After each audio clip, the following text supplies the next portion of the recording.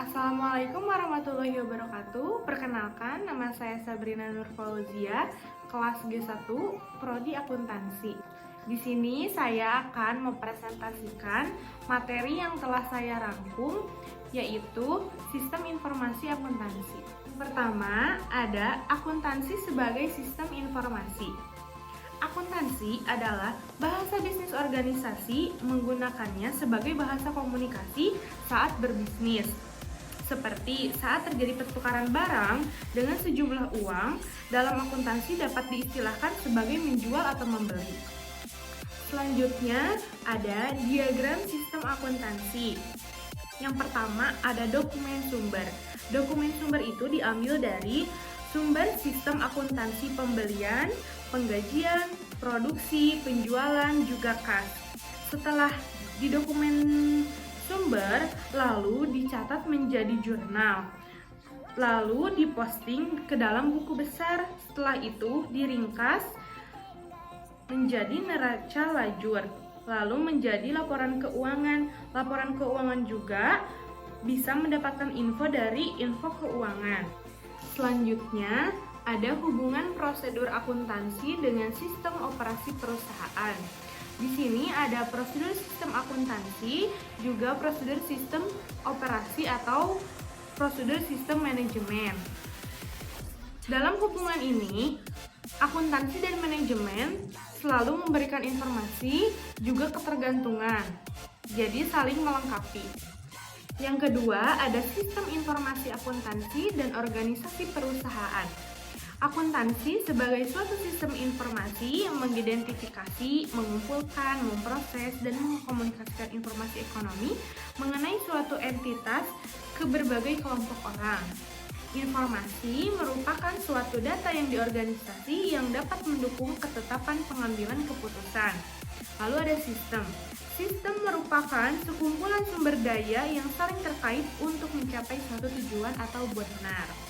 Tujuan informasi akuntansi yaitu untuk mengolah data akuntansi yang berasal dari berbagai sumber menjadi informasi akuntansi yang diperlukan oleh berbagai pemakai untuk mengurangi resiko saat pengambilan keputusan.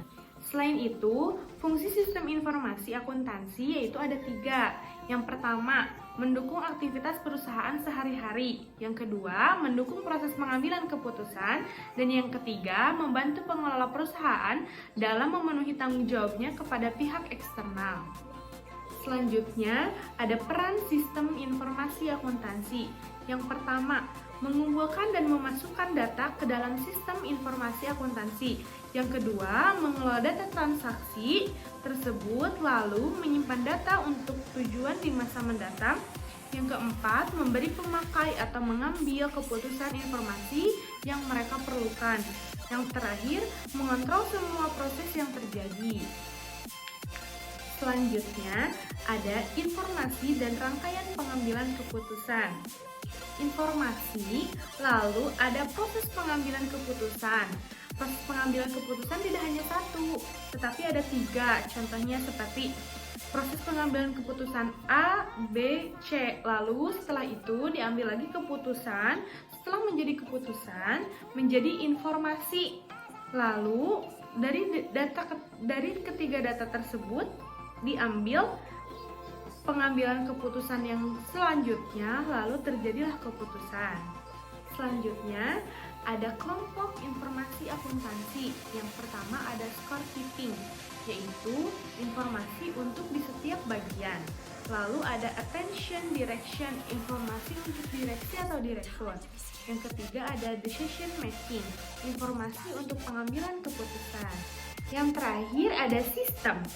Sistem adalah kumpulan komponen apapun baik fisik maupun non-fisik yang saling berhubungan satu sama lain dan bekerja sama secara harmonis untuk mencapai tujuan tertentu. Lalu ada klasifikasi sistem. Yang pertama ada sistem terbuka dan tertutup. Kedua, buatan manusia dan buatan Tuhan. Ketiga, berjalan dan konseptual. Keempat, sederhana dan kompleks. Kelima, yang kinerjanya dapat dipastikan atau tidak. Yang keenam, sementara dan selamanya. Yang ketujuh, yang ada secara fisik dan abstrak. Yang kedelapan, yang bisa dan tidak bisa beradaptasi. Baik, sekian presentasi yang bisa saya bawakan. Mohon maaf bila banyak kesalahan. Terima kasih. Wassalamualaikum warahmatullahi wabarakatuh.